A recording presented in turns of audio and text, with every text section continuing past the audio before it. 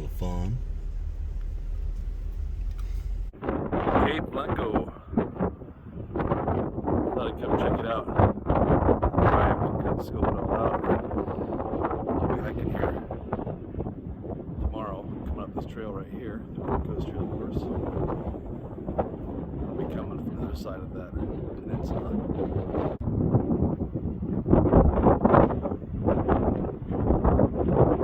There's actually volunteers back over here at the shop, I guess, that give you tours for $2. Tell you everything about this. The Sixes River, right over there.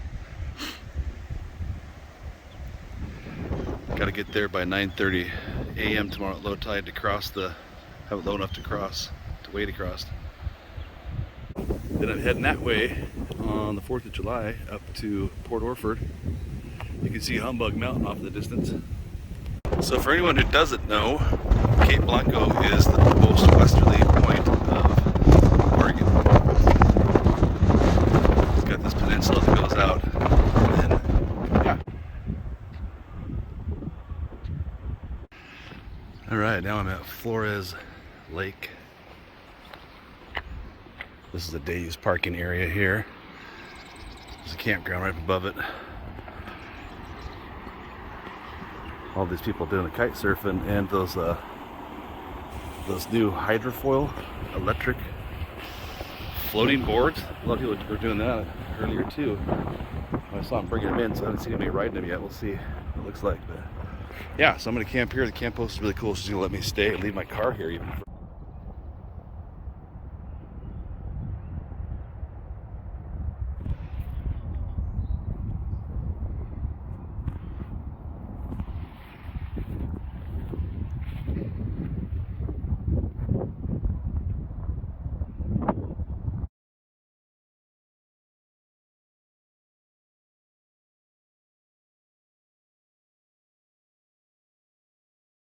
Okay, so maybe they're not electric. They don't have electric hydrofoils here, because that guy's on a hydrofoil on a like a windsurf sail. So right now he's in the water. Once he gets going, he kind of pops up out of the water. That must be what they're all doing.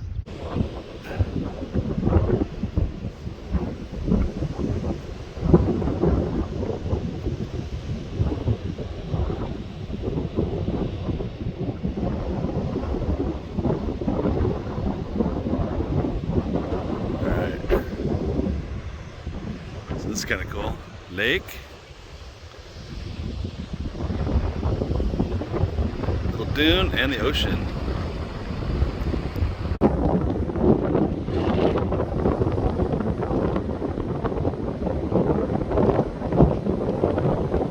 Okay, good to know. I figured out where the trail is. It's actually before you go out to the beach, which would be there. Or here. And right here. There's a little sign marker that says trail. So rather than walk down the beach, you gotta get inland if you want to get on the Oregon Coast Trail. And man, this sand is slow going. I don't know if I've ever seen Indian paintbrush over at the coast. Well, it looks like it's turned into actual trail.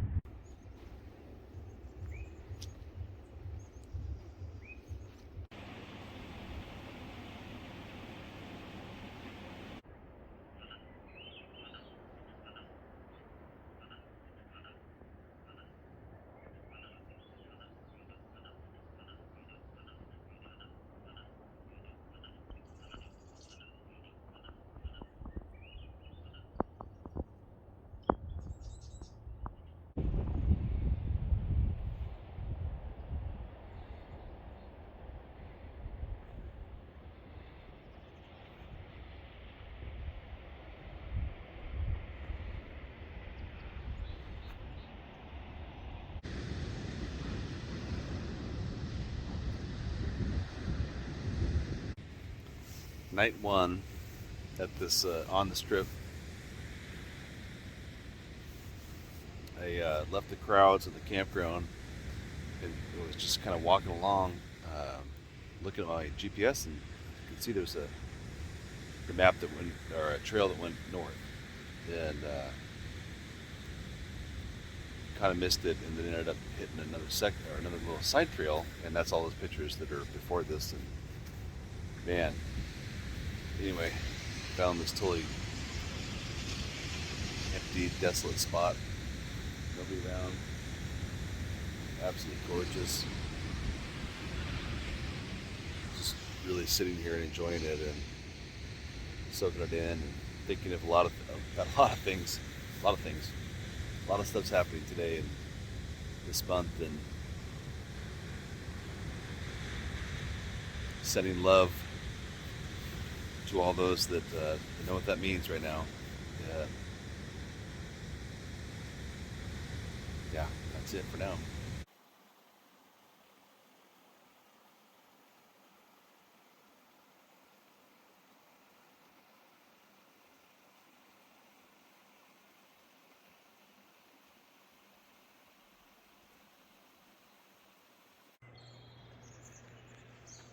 Camp post has let me leave my car right there. And here we go. It's almost 7 a.m.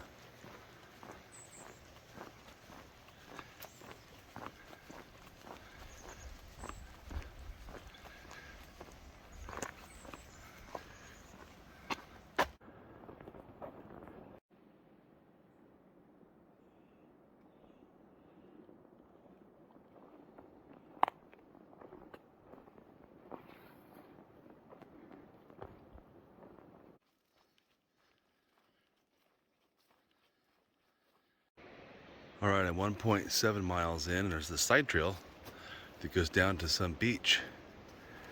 I'm on the Oregon Coast Trail here again. Yeah, there's a pretty neat little beach down there.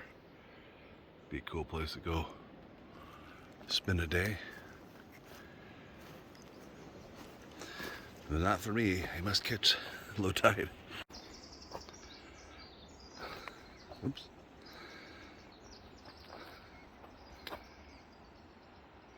Nice freshwater stream down there. Skunk cabbage. This is a cool little, I've never been something quite like this. I like it. First water crossing took place, so I'm wearing my Trail Runners Ultra Olympus 4, but I brought these super lightweight Crocs, and I wasn't expecting this water crossing, but it's here.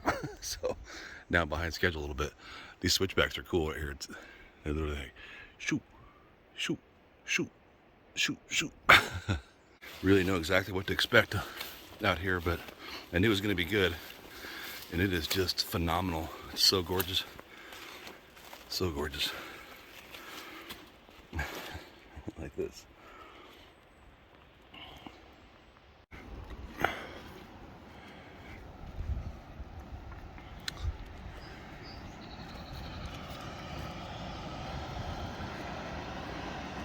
Holy crap.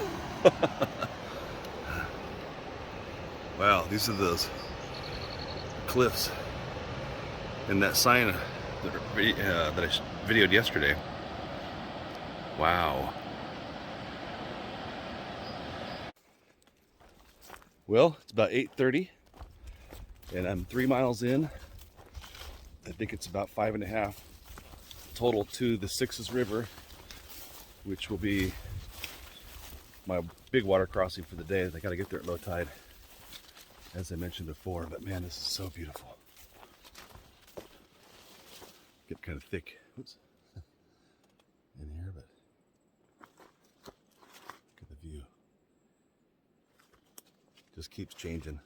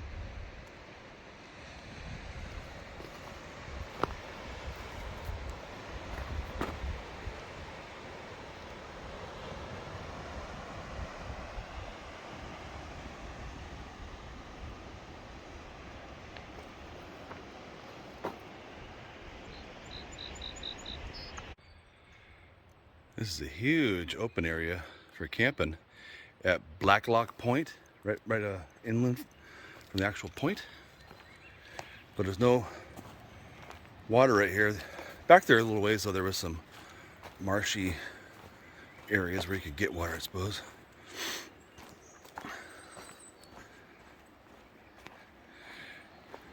All right, now we're gonna climb down. You'll leave the forest finally. Climb down the cliff, it looks like. But first, come out to this point. Wow, oh my gosh. You're gonna love this view.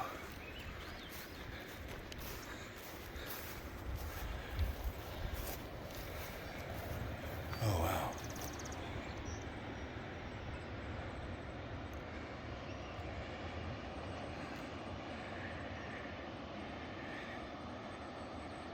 That's where we're headed. The trail's right down there. Now it's gonna be beach walking. You can see Cape Blanco out there now. All right, low tide's in about 10 minutes.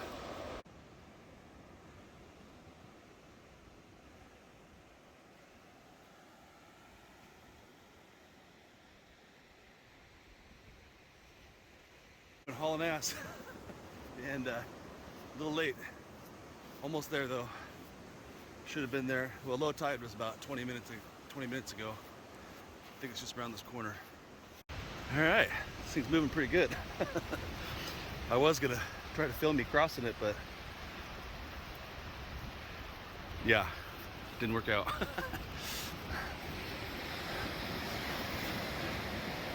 So yeah, I would not want to be here too much later. See, it goes all the way up there. It went up to above my knees at this speed. All right, okay, now I can just quit worrying about that. Man, I was hustling this last hour. All right, it's about 10 o'clock.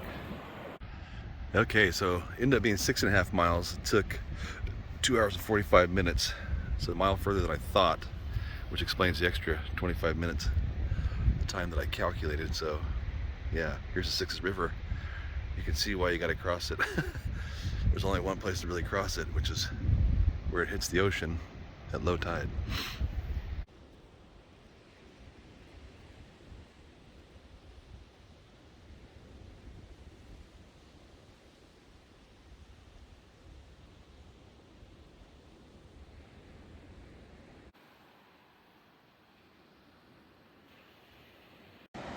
All right, 3.5 hours moving time and 8 miles on the money right now.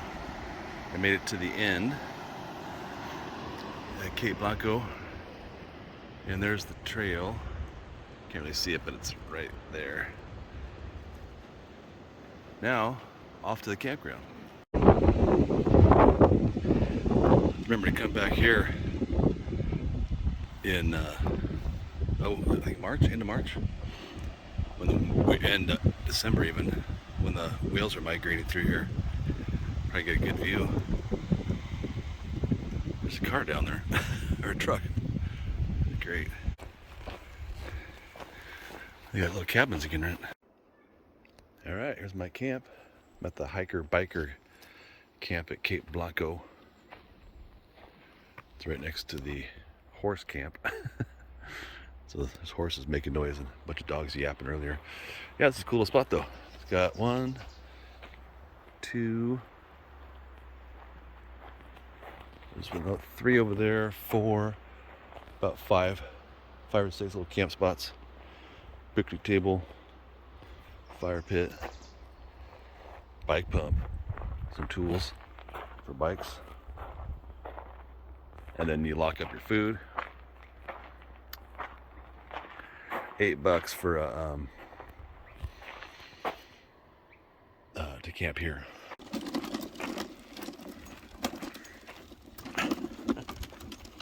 Yeah, and so from the campground, you can drive down that road right there, all the way down onto the beach.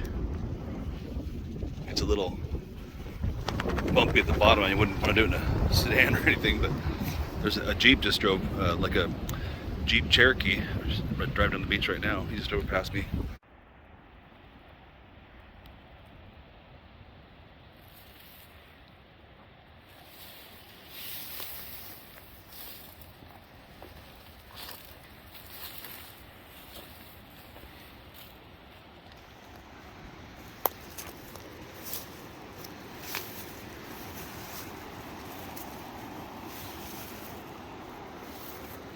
Wow.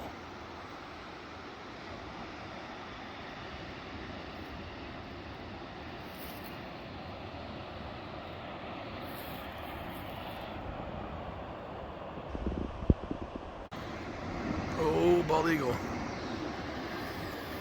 I was just sitting here watching these buzzards, and that bald eagle popped in.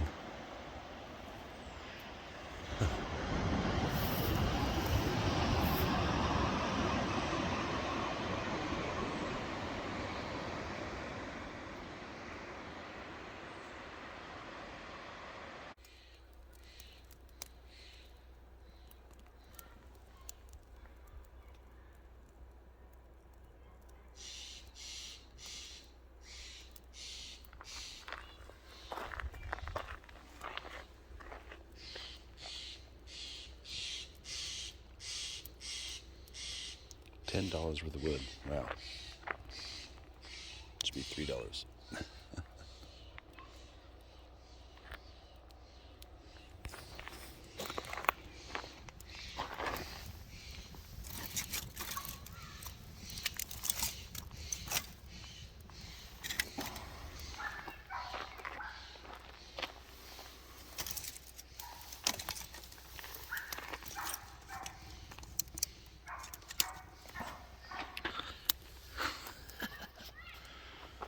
Yappy dogs.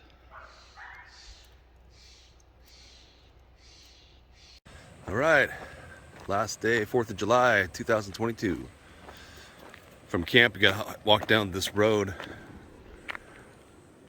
It's actually pretty steep the whole way down. It's about a half mile to the beach, and then off to the Elk River crossing is next.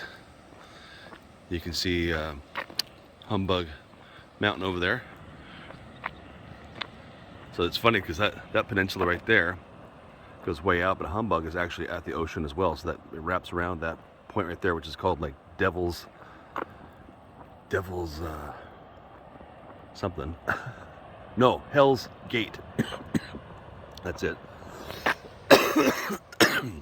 Excuse me. Yeah, Hell's Gate is that point right there. All right, here we go.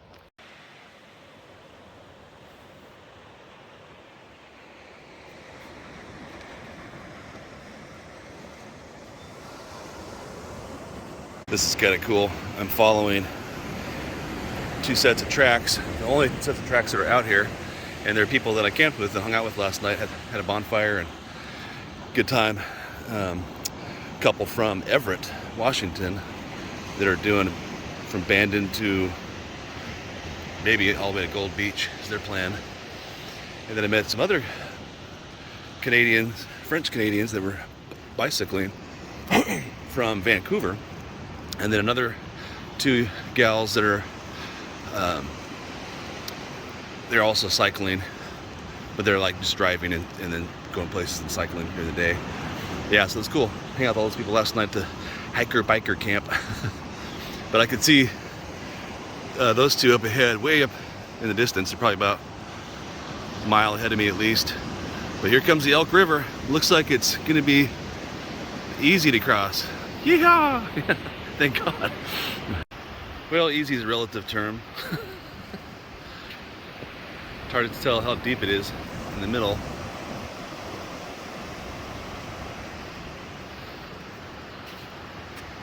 But we got this.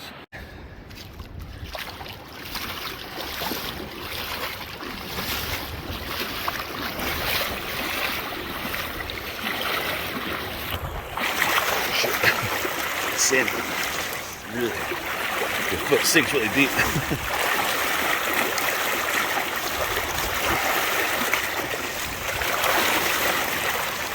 So this ended up being 2.6 miles. from the camp spot. What's funny is what I thought was looking at my map, my GPS, I thought it comes out of a different spot, because the satellite picture they have shows it turns and goes that way along the bank, and it comes out way down there. And then I got to the spot and like, it's not here. Then I realized, look closer at the map, you can see this just doesn't show on the satellite picture that it goes to the ocean right here. It shows that that's where it heads inland. But yeah, anyway, that was easy.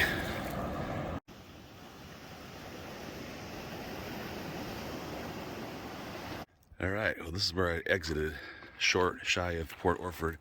This road right here is where everybody's accessing it with their trucks and Jeeps and stuff.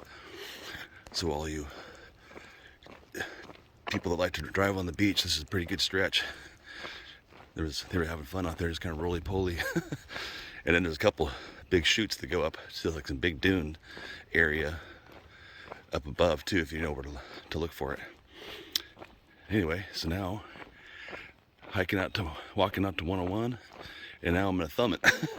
Try to hitchhike 14 miles back to Lake Flores. Nice lake. It's called Garrison Lake. Beautiful.